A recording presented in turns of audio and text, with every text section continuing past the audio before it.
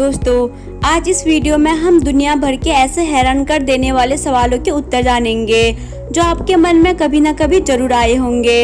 आपने जरूर सोचा होगा कि हम बूढ़े क्यों होते हैं, हमें हिचकी क्यों आती है, लोग बेहोश क्यों हो जाते हैं, फल खट्टे मीठे कैसे बन जाते हैं, सांप जहरीले क्यों होते हैं, हमें नींद क्यों आती है।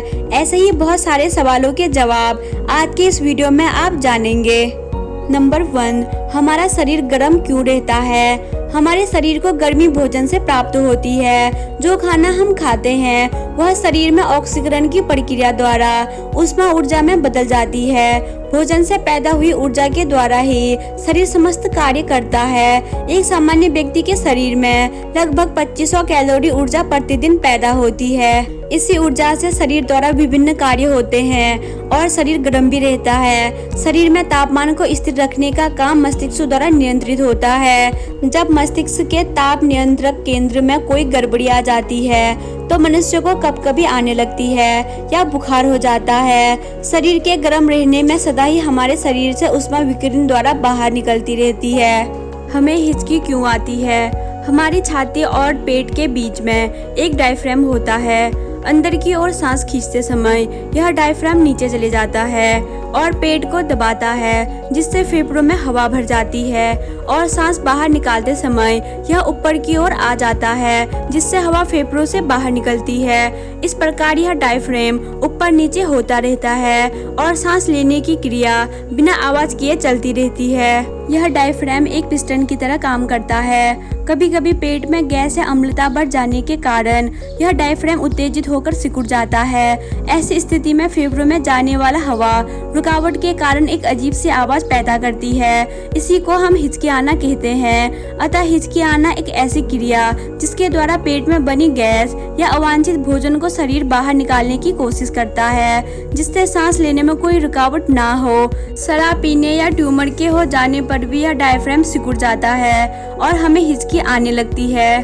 डायलिसिस क्या है। कृत्रिम तरीके के द्वारा रक्त से हानिकारक पदार्थों को छानकर अलग करना ही डायलिसिस की क्रिया कहलाती है।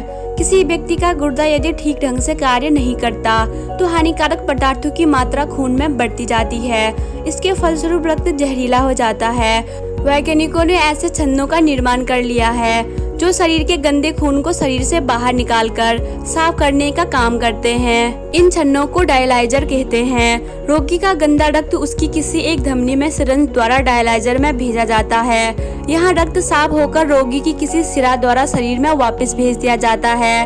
यह प्रक्रिया डायलिसिस के द्वारा होती है। लोग बेहोश क्यों हो जाते हैं। हमें सामान्य रूप से कार्य करने के लिए यह आवश्यक है कि मस्तिष्क में रक्त का संचार उचित प्रकार से होता रहे।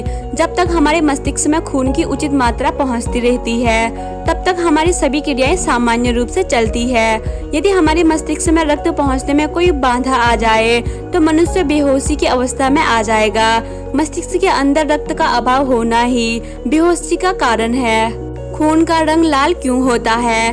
हमारे रक्त में मुख्य अवयव 4 हैं: प्लाज्मा, श्वेत रक्त कण, लाल रक्त कण और प्लेटलेट्स। हमारे रक्त में आधे से अधिक प्लाज्मा होता है। यह पीले रंग का गाढ़ा द्रव होता है। इसमें प्रोटीन, एंटीबॉडीज, फाइब्रिनोजन, हाइड्रोजन, वसा और लवण होते हैं। लाल रक्त कणों के कारण ही खून का रंग लाल दिखाई देता है। इनकी बनावट तस्तरी जैसी होती है।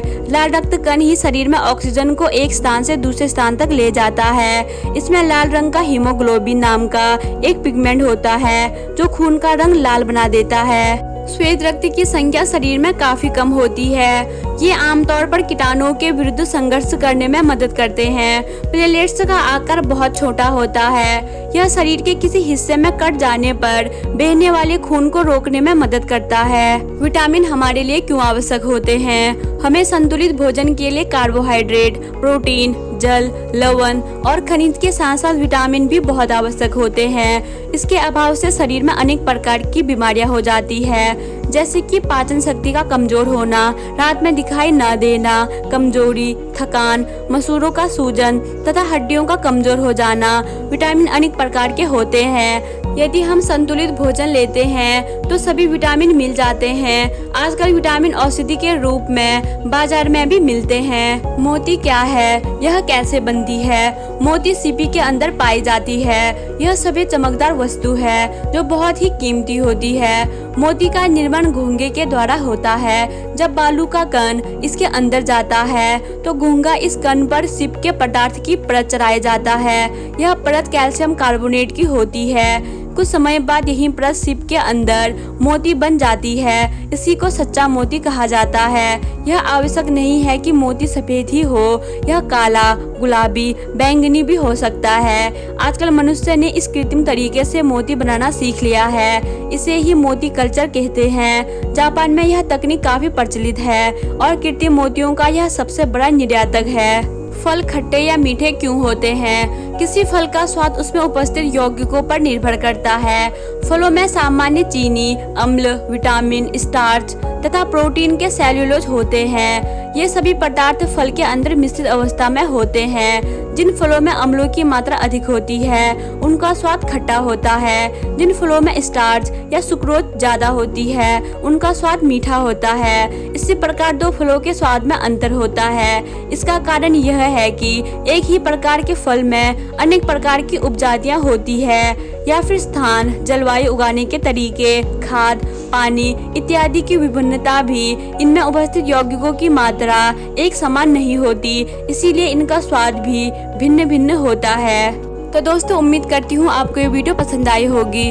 अगर आपको ये वीडियो पसंद आई तो इस वीडियो को अपने दोस्तों के साथ जरूर शेयर करें और रोज ऐसी वीडियो को देखने के लिए हमारे चैनल माय मिस्टेस प्लैनेट को सब्सक्राइब करें और बेल नोटिफिकेशन ऑन कर ले, क्योंकि हमारे चैनल पर जब भी ऐसे वीडियो अपलोड हो तो इसका नोटिफिकेशन सबसे जल्दी आपको मिल सके।